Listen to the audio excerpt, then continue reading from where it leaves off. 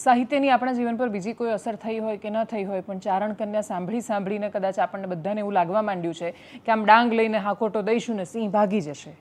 તો વાસ્તવિકતામાં એવું થતું નથી ને એની ગેરઆડઅસર એટલી બધી ઊભી થઈ છે સૌરાષ્ટ્રમાં કે દર બીજો માણસ સિંહની પજવણી કરીને પોતાને એટલી બધી એની મર્દાનગી બતાવવા માંડ્યો છે કે પછી હવે એનો જ ભોગ લેવા માંડ્યો છે. શરૂઆતમાં કરીશું એની વાત. નમસ્કાર, આપની સાથે હું દેવાંશી.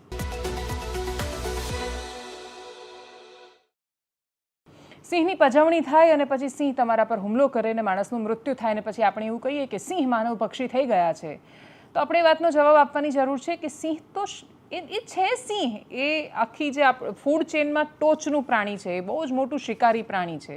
એની પ્રકૃતિ છે શિકાર કરવો. એ એની મહાનતા છે કે એ તમને નડતું નથી. એ પ્રાણીની મહાનતા છે કે એ જનાવર આમ જાય પસાર થાય તમને ખબર ન પડે ને બાજુમાંથી સરકી જાય. આટલા વર્ષો એણે તમને હેરાન નથી કર્યા, પણ સતત છેલ્લા કેટલાય વર્ષોથી ગીરમાંથી આવતા સમાચાર શું? પહેલાં સિંહ બદલાયા કે પહેલાં ગીરના માણસો બદલાયા? એ સમય બહુ એ ક્યારનો સમય થયો? એટલે છેલ્લે કઈ એવી વાત સાંભળી કે જ્યાં તમે એ ગીરની દાતારીની કે પછી એ બધી જે સાહિત્યમાં વાતો લખાયેલી છે એવા માણસો નથી બચ્યા ત્યાં. અને જ્યારે માણસો નથી બચ્યા એવા માણસો પહેલાં બદલાયા, માણસોની પ્રકૃતિ બદલાઈ, એની વૃત્તિ બદલાઈ, એની વૃત્તિમાં વેપાર ભળ્યો, એની વૃત્તિમાં એમણે ગેરકાયદેસર લાયન શો કરાવ્યા, એમણે સિંહને પજવવાનું શરૂ કર્યું, એમણે બેટરીઓ મારી રાત્રે જતા સિંહ પર, એમણે બાઈકો પાછળ દોડાવીને એને કૂતરાની પાછળ ભગાડ્યો ને પછી એવું કહ્યું કે ગીરના સાવજો તો જવા દો ને સાવ કૂતરા જેવા થઈ ગયા છે. આવું સતત કયા કર્યું કે સિંહને જોઈએ તો સિંહ જેવું નથી લાગતું, અને હવે સિંહ જેવું બતાવે છે તો આપણે એવું કહીએ છીએ સિંહ બદલાઈ ગયા. સિંહ નથી બદલાયા. માણસની વૃત્તિ અને પ્રકૃતિ બદલાઈ, એનું પરિણામ ગીરમાંથી સામે આવ્યું. બની રહેલી ઘટના અને એના વિશે વાત કરીશું. સૌથી સરળ પહેલી વાત એ સિંહ છે. એને કૂતરું સમજવાની ભૂલ ન થવી જોઈએ. શિકાર એની પ્રકૃતિ છે, એને પાલતું ન જ સમજાય. જંગલનો વિસ્તાર હોય કે રેવન્યુનો વિસ્તાર હોય, સિંહથી બચવાનું જ હોય, એને છંછેડવાનો તો ન જ હોય. અમરેલી જિલ્લાના લીલિયા તાલુકામાં ગેરકાયદેસર રીતે સિંહ દર્શન કરવા ગયેલા લોકો પર સિંહે હુમલો કર્યો. 21 વર્ષીય સોહિલ મેમણ નામના વ્યક્તિનું એકદમ નવયુવાનનું હુમલામાં મૃત્યુ થયું. બાકીના લોકો ભાગી છૂટ્યા. 8 જુલાઈએ સાંજના સમયની લીલિયા તાલુકાના અંટાળિયા ગામ પાસેની આ ઘટના છે. રિઝર્વ ફોરેસ્ટ એટલે RF શરૂ થાય એનાથી 200 મીટર નજીક એની રેવન્યુ વિસ્તાર હતો, એ ટેકનિકલી રેવન્યુમાં હતો, ત્યાં બનેલી આ ઘટના છે. સિંહ અને સિંહણ મીટિંગમાં હતા અને એ સમયે કથિત રીતે એમને હેરાન કરવામાં આવ્યા. પ્રાથમિક દ્રષ્ટિએ જે માહિતી આવી છે, સિંહ સ્વાભાવિક રીતે ગુસ્સે ભરાય. એ ગુસ્સે ભરાયો, ગુસ્સામાં એણે હુમલો કર્યો ને એટલી હદ સુધી ગુસ્સામાં હતો કે છેક સુધી મૃત્યુ છોડવા માટે તૈયાર નહોતો. સિંહને પોતાની સામાન્ય પ્રકૃતિ કે એ પોતાના રક્ષણ માટે એના મેટિંગ દરમિયાન, એના સંવનન કાળ દરમિયાન આવીને માણસો હેરાન કરે, એ પોતાનું રક્ષણ કરવા જાય અને એના માટે એને સજા થઈ એટલે તરત જ એને પકડી લેવામાં આવ્યો. માણસો સુધરશે.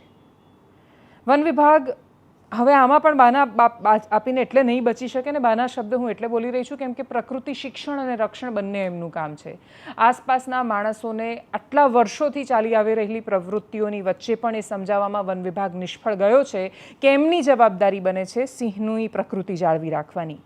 વર્ષોથી ગેરકાયદેસર થતા લાયન શો અને માનવ ગતિવિધિઓનો તમાશો જોયા કર્યો છે, એનું પણ આ એક પરિણામ છે. સિંહ અને જંગલને સમજતા દરેક વ્યક્તિને ખબર હતી કે એક દિવસ આ થવાનું છે, કેમ કે આટલી હદ સુધી સિંહ અને માણસો સહજીવનના નામ પર સાથે ન હોવા જોઈએ. સિંહને ટોર્ચ મારવી, બાઇક પાછળ દોડાવવી, એને કૂતરાની જેમ ભગાડવા અને પછી એને મર્દાનગી ગણવી. ગીરના સીમાવર્તી વિસ્તારોમાં વન્યજીવોની પજવણી કરવી એ વન્યજીવન સંરક્ષણ કાયદા હેઠળ ગંભીર ગુનો છે. કાયદો જેને ગુનો માને છે એની સજા આગળ જતા થશે. પણ આ સ્થિતિમાં એક બીજો વ્યક્તિ કે જે આ આખા ઘટનાક્રમમાં એ પોતે બચી ગયો, નાસી છૂટ્યો, પણ એ જ્યારે આ જોવા ગયા હતા ત્યારે એની પ્રોફાઇલમાં પણ એક વિડીયો છે કે જેમાં એ સિંહને ટોર્ચ મારી રહ્યો છે.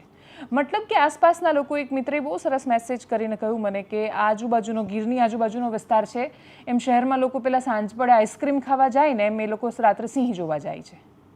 અને પછી સિંહ જોવાના નામ પર એને જે રીતે એ પ્રાણીને સૂવા નથી દેતા, એનું સામાન્ય જીવન એ નથી જીવી શકતા, સિંહણ દૂધ પીવડાવતી હોય ત્યારે હેરાન કરે, મેટિંગ પીરિયડમાં હેરાન કરે. આ તો સમય એવો છે કે જંગલ બંધ કરી દઈએ છીએ આપણે. જંગલ બંધ નથી થતું, ત્યાં તાળું થોડું મારી દેવાય. જંગલ છે તો એમ કે તાળું મારી દો કે વાડ લગાવી, ઘણા બધા લોકો એવું કહ્યું કે તારની વાડ લગાવી દો કે ત્યાંથી બહાર નહીં આવવું જોઈએ. તો કોણે નક્કી કર્યું કે આટલું જ જંગલ છે? તો આપણે ને નક્કી કરવાવાળા. અને આપણે હવે એવું કહીશું કે નહીં, તાર બાંધીને એને બહાર ન નીકળવા દો. એ જંગલ છે, ઝૂ નથી.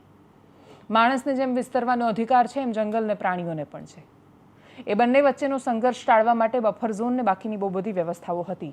એ વાત સાચી કે વન વિભાગનો પ્રત્યેક કર્મચારી દરેક વ્યક્તિની સાથે નહીં રહી શકે, પણ એ વાત એટલી જ સાચી કે પ્રકૃતિનું શિક્ષણ વૈજ્ઞાનિક અભિગમ સાથે, સાયન્ટિફિક ટેમ્પરામેન્ટ સાથે પહોંચાડવું જરૂરી હતું.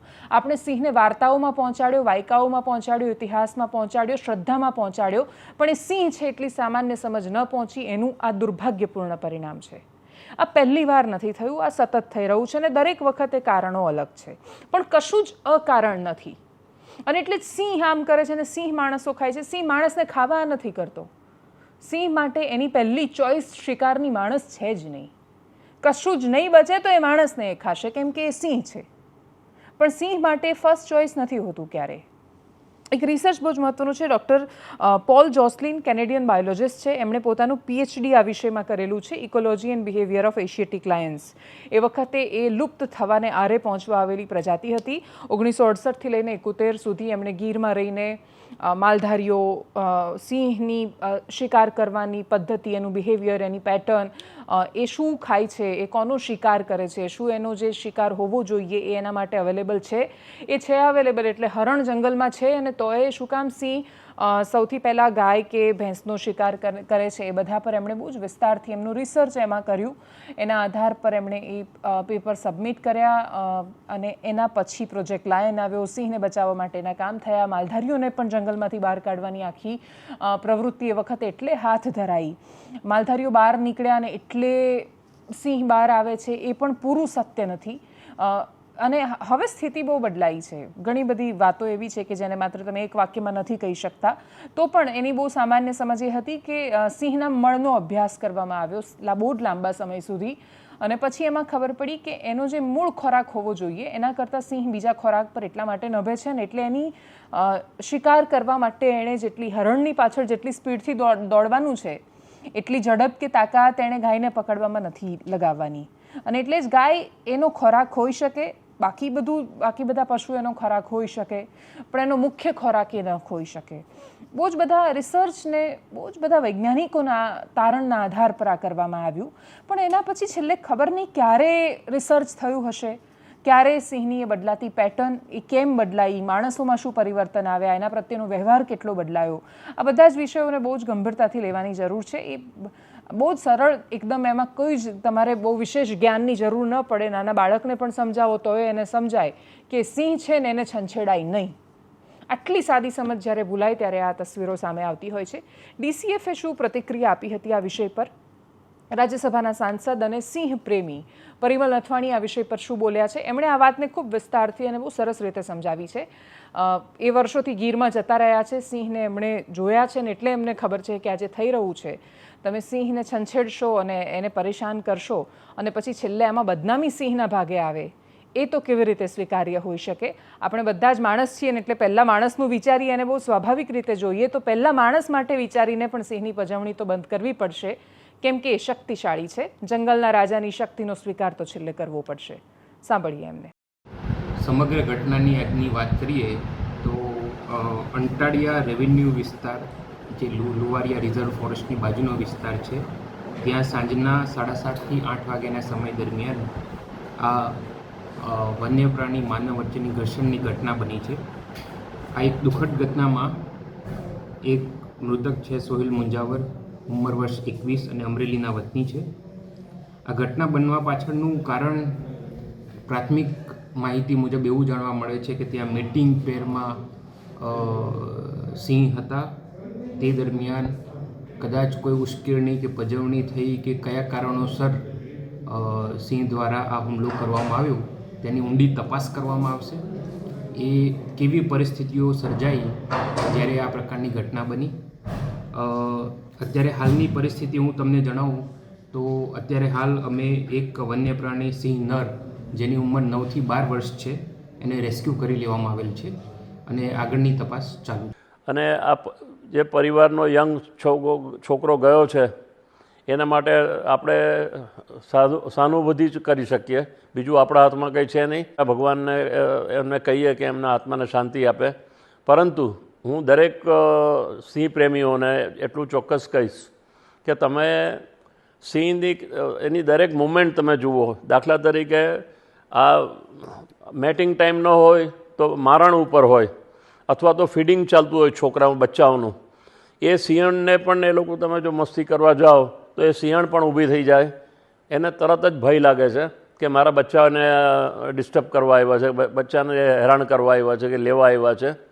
તો આ બંને પ્રસંગ આપણે બહુ સાચવી રાખવા પડે છે. ઇલીગલ જો શો થાય છે એ તો રેવન્યુમાં જ થાય છે, જંગલમાં કે નેશનલ પાર્કમાં તો નથી થતું, કારણ કે ફોરેસ્ટ ડિપાર્ટમેન્ટ બહુ એ રીતે મજબૂતીથી કામ કરે છે. પરંતુ નાના નાના ગામમાં, નાના નાના વિસ્તારોમાં, તાલુકામાં કે ગામડાઓમાં એ જે ખબર પડી જાય કે અહીંયા સિંહણ છે અને એને પાછળ એ લોકો જે ઇલીગલ કામ કરતા હોય છે અને એને રંજાડ કરતા હોય છે, એને દૂર કરવા માટે આપણે દરેકને અપીલ કરવી પડે કે આ વસ્તુનું તમે ધ્યાન રાખો.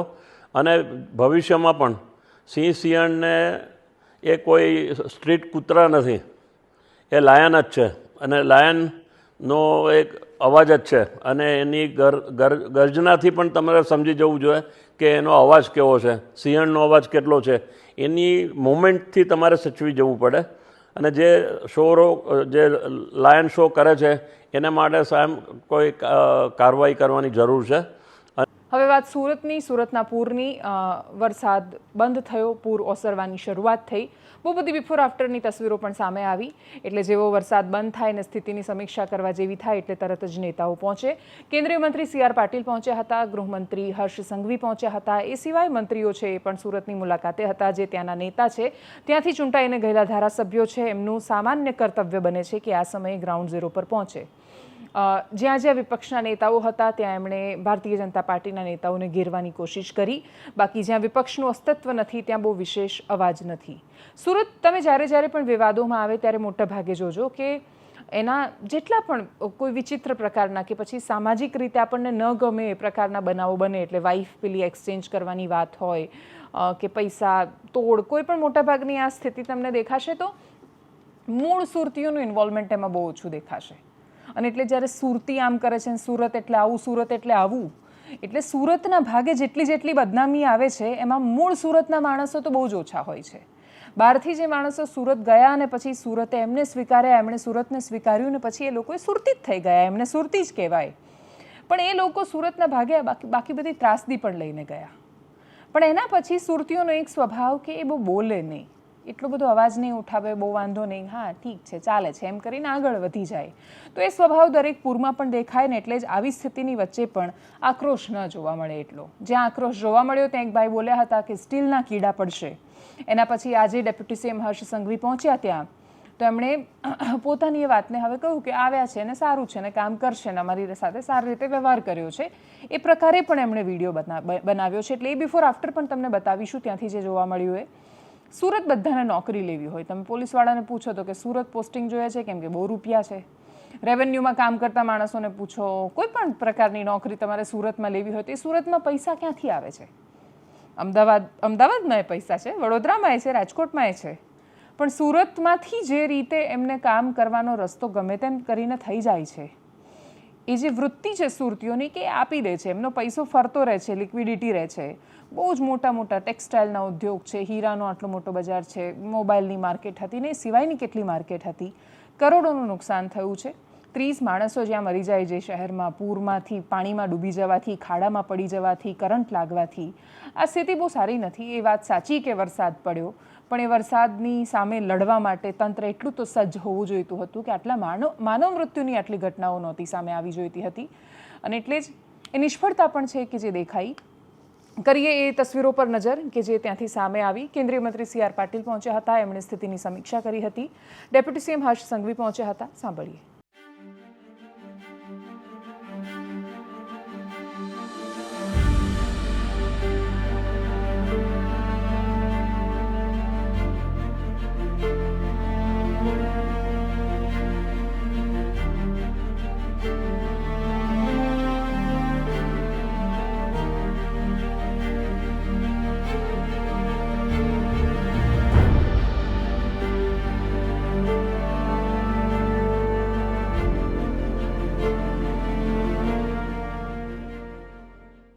અને મારી સુરત શહેરના તમામ વેપારીઓ અને એમના પરિવારોને નમ્ર અરજ છે કે તમે લોકો આ ભ્રષ્ટ અધિકારીઓ અને એમના પરિવારોને સ્ટીલના કીડા પડે એવી દિલથી મહાદેવને પ્રાર્થના કરજો, જેથી કરીને એ લોકો ઝડપથી મરી જાય અને ભવિષ્યમાં એમના હિસાબે, એ ભ્રષ્ટ અધિકારીઓના હિસાબે સુરત શહેરના કોઈ લોકો હેરાન ના થાય. પર્સનલ વાત કરું, મારા ઘણા વિડીયો ગઈકાલે મીડિયામાં વાયરલ થયા હતા, બરાબર, અને ઉગ્રતામાં મેં ઘણું બધું કીધું છે અને હજુ ભાઈ હું કહીશ કામ નહીં થાય તો.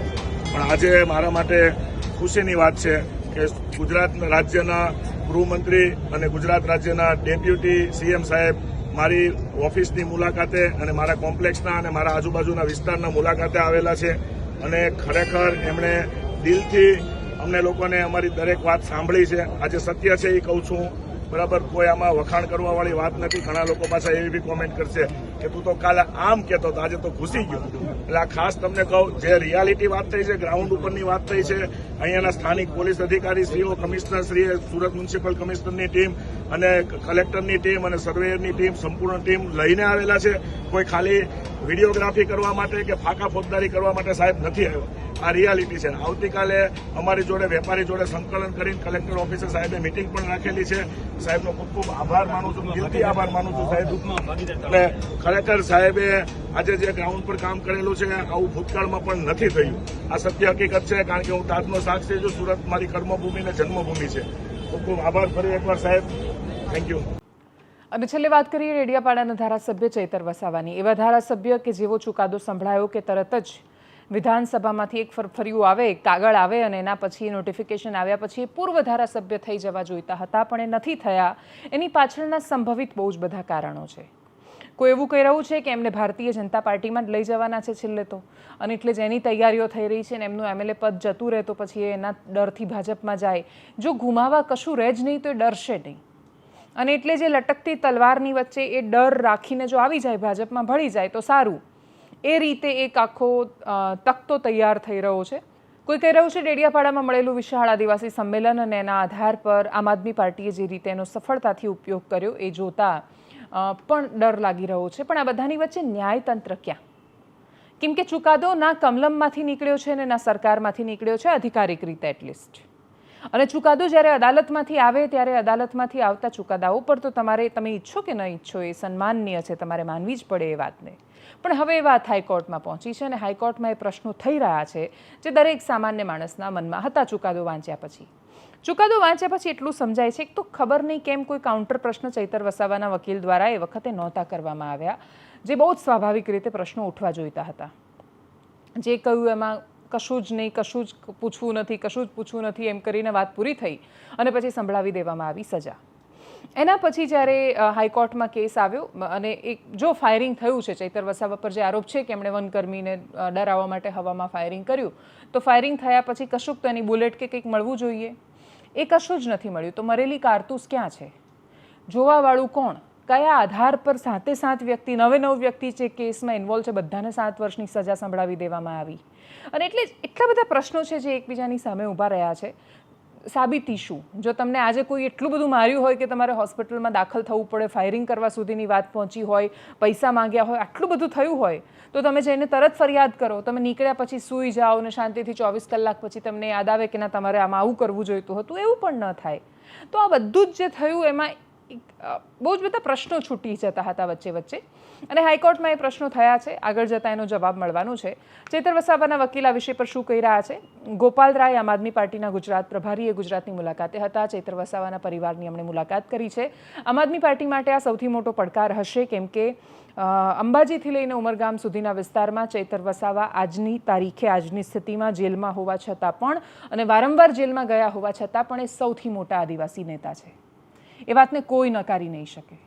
આજે પણ સૌથી વધારે લોકપ્રિયતા ધરાવતા નેતા જ્યારે જેલમાં હોય અને એ જો આમ આદમી પાર્ટીમાં હોય તો એમના બચેલા જે 4-5 નેતાઓ છે ને એમાંથી જો એક નેતા એમના પર કોઈ પણ રીતે સંકટ આવે છે, કેમ કે રાજનીતિમાં જ્યારે શામદામ દંડ ભેદ બધાનો ઉપયોગ કરવામાં આવે અને જ્યારે જેની સરકાર હોય આ કરે.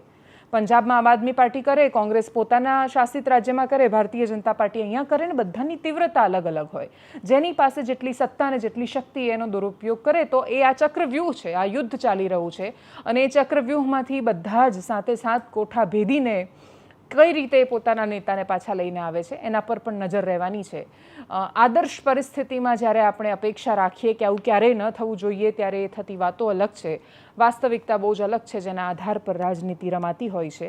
અને એટલે જ શતરંજ ગોઠવાઈ છે, બધા જ સોગઠા તૈયાર છે અને હવે બધા જ પ્યાદા ભેગા થઈને પોતાના શક્તિશાળી નેતાનું રક્ષણ કરી શકે છે કે કેમ એના પર નજર રહેવાની છે.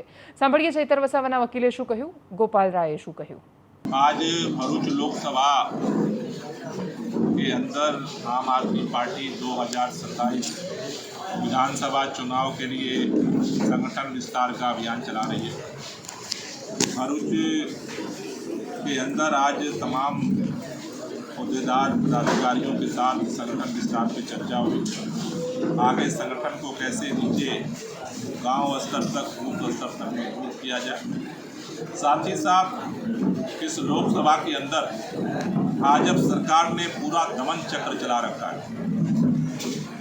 आम आदमी पार्टी के धारासभ्य चैतर वसावा जी के साथ तमाम लोगों को उठा करके जेल में डाल दिया गया, सजा देकर. हमारे भरूच के जिला अध्यक्ष पीयूष पटेल को उठा करके जेल में डाल रखा है.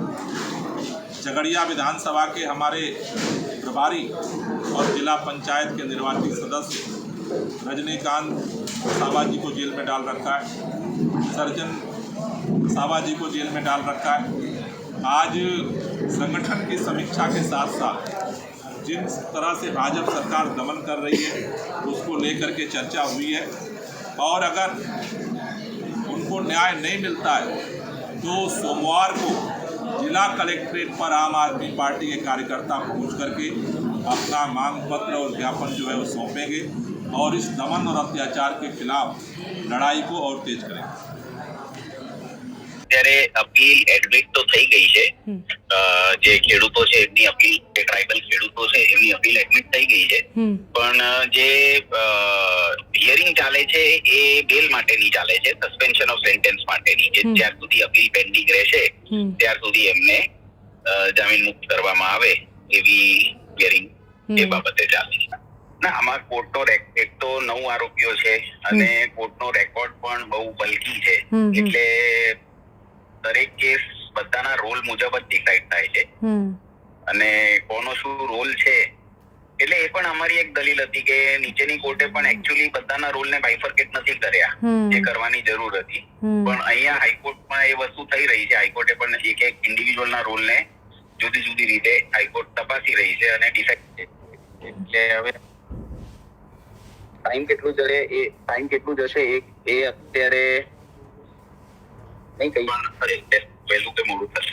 આ આખો કેસ પોલિટિકલી મોટિવેટેડ છે, પોલિટિકલી મોટિવેટેડ દેખાઈ રહ્યું છે. એટલે એ વસ્તુ તો અમારી તરફથી આર્ગ્યુ પણ કરવામાં આવી રહી છે અને બાકી હવે કોર્ટ એને કઈ રીતે એપ્રિશિએટ કરે છે એ થોડું જોવાનું. એનાલિસિસમાં અત્યારે બસ આટલું જ. જો આપ અમને યુટ્યુબ પર જોઈ રહ્યા છો તો સબસ્ક્રાઇબ કરો, ફેસબુક પર જોઈ રહ્યા છો તો ફોલો કરો, વિડીયોને શેર કરો. નમસ્કાર.